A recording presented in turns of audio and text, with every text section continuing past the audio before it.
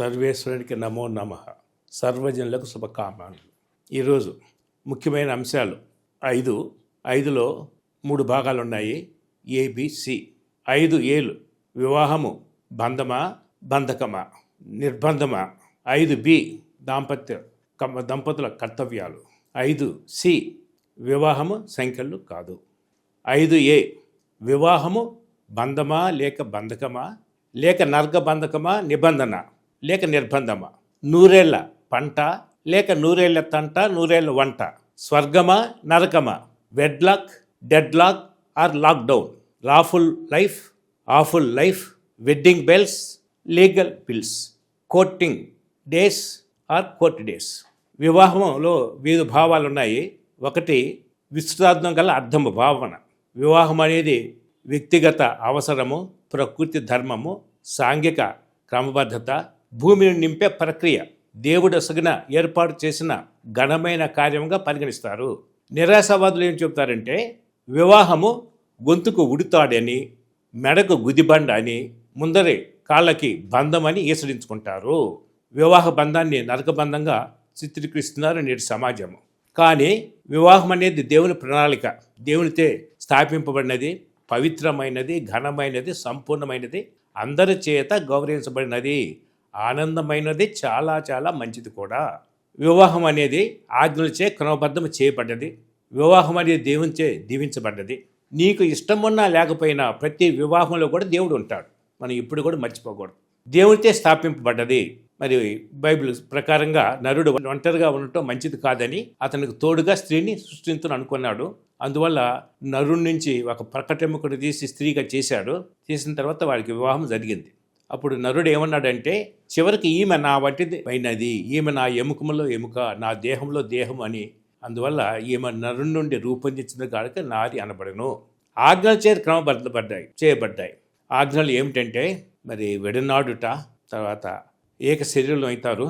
విడనాడుట అంటే వియోగమైన అర్థము, హత్తుకొనుట, తర్వాత ఏక శరీరం ఒకట, పారదర్శకంగా దాపరికంగా లేకుండా ఉండటం, తర్వాత కూడట. 5 అంశాలు ఉంటాయి. అందువల్ల మరి దాంపత్య జీవితంలో వచ్చే సమస్యలన్నింటిలో వీటిలో ఏదైనా సరే ఒక తేడా ఉన్నప్పుడే దాంపత్య జీవితంలో మరి సమస్యలు ఏర్పడతాయి. దేవుని చేత కూడా దీవించబడ్డది. వాడిని దీవించాడు దేవుడు. ఫలించి సంతానాభివృద్ధి పొంది భూమంతమంతటా కూడా వ్యాపించమన్నాడు. దాన్ని వశం చేసుకొని పాలించమని కూడా దేవుని యొక్క దీవెనలు ఉన్నాయి. అందువల్ల మనం చెప్పేది ఏంటంటే వివాహము దైవస్థాపితము. మరి అంతేకాకుండా 9వ భక్తినాథ పాపు గారు ఏమన్నారంటే వివాహం అనేది మనిషి కనిపెట్టి ఆరంభించినది కాదు. మనిషి స్వభావాన్ని తీర్చిదిద్దిన దైవము ఆ ప్రకృతి ధర్మం ద్వారా వివాహ ధర్మాన్ని నిర్దేశించాడు. దాన్ని ఉన్నతమైనదిగా చేశాడు. కాబట్టి దీని ధర్మాలు మనిషి ఇష్టాలపై కూడా ఆధారపడదు. చివరికి వివాహం ఆడు వ్యక్తులపై కూడా ఆధారపడదు. అందువల్ల మనం ఏం చెప్పొచ్చు అంటే దేవుని ప్రణాళికే ప్రేమపూరిత జీవితానికి వడంబడిక వివాహము. 2 యువతీ యువకుల మధ్య దేవుని చిత్తానుసారమైన అవిచ్ఛిన్నమైన సంబంధము. సృష్టిలో తన ప్రజలను నింపే ప్రక్రియ వివాహము. వివాహం అనేది ఒక నిబంధన. మరి అన్ని మతాల్లో కూడా ఒక నిబంధన ఉంటుంది. More than a contract for realising certain ends. అందువల్ల ఇది కేవలము నిబంధన మాత్రమే, ఒప్పందం కానీ కాదు. వివాహం అనేది జీవిత భాగస్వామికి నిబంధన. చట్టరీత్యా అర్హత కలిగిన వ్యక్తి, ఒక స్త్రీ ఒక పురుషుడు పరస్పర సమ్మతి ద్వారా ఏర్పరచుకున్న జీవిత భాగస్వామి నిబంధన వివాహము. అంటే ఒక వడంబడిక మాత్రమే కాకుండా ఒక నూతన భాగస్వామ్యము. ఎన్నటికీ కూడా విడదైన సంబంధము, విడిపోని సంబంధము. ఏకత్వంలో భిన్నత్వం ఉంటుంది, మళ్ళీ భిన్నత్వంలో కూడా ఏకత్వం ఉంటుంది. Marriage is called to intimacy. అంటే ఒకరినొకరు తెలుసుకొని ప్రేమించి సేవించి కుటుంబం అంతా కూడా ఒక రోజున పరలోకంలో ప్రవేశించాలనేది భావన. సంతోషం లేని పెళ్లిళ్ళు ఉండవు. వివాహం చేసుకున్న భాగస్వాములు మాత్రమే పరిపక్వతం లేని వారని డేవిడ్ మేస్ చెప్పారు. అందువల్ల దేవుడు వివాహ వ్యవస్థను ఏర్పాటు చేసింది దుఃఖించమని కాదు, బాధాకరమైనది కాదు, ఆనందమయము, మంచిది, చాలా బాగుగా ఉండను. అంతేకాకుండా నరులకు దేవునికి కూడా ఇష్టము. భార్యాభర్తలు పొందికగా జీవించుట నరులకు దేవునికి కూడా ఇష్టము అని వాక్యం చెబుతా ఉంది. అంతేకాకుండా వివాహము లోకాంతం వరకు మానవుల మహాయాత్ర, మానవుల ఆధ్యాత్మిక ప్రయాణము. లోకములో పాపం ప్రవేశించక ముందే, నరుడు ఆలోచించక ముందే, అడగక ముందే వివాహ వ్యవస్థను ఏర్పాటు చేశాడు దేవాది దేవుడు. ఆది పాపం కూడా వివాహ వ్యవస్థను కూడా భంగపరచలేదు.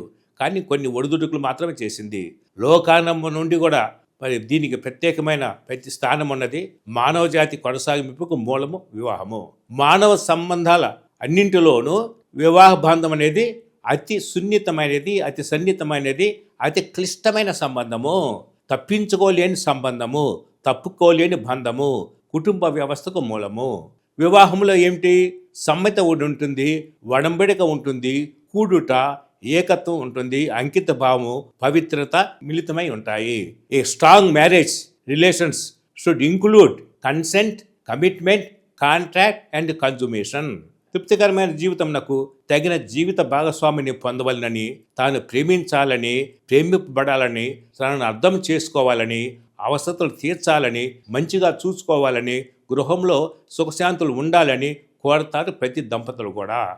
స్త్రీలు ఏమిటి? తమ ఆలోచనను అర్థం చేసుకొని ప్రతిబింబిస్తారని పురుషులు ఏమనుకుంటారు? తన భావాలను గ్రహించి ప్రత్యుత్తరం ఇస్తారని స్త్రీలు పొరపడటం జరుగుతున్నది. మరి స్త్రీ పురుష తత్వాల్లో తేడాలు ఉన్నాయి. ఇది సహజము, ఇది అందరూ కూడా గుర్తించవలసిన విషయము. Men మిస్టేక్లీ expect women to think, communicate and react the way men do.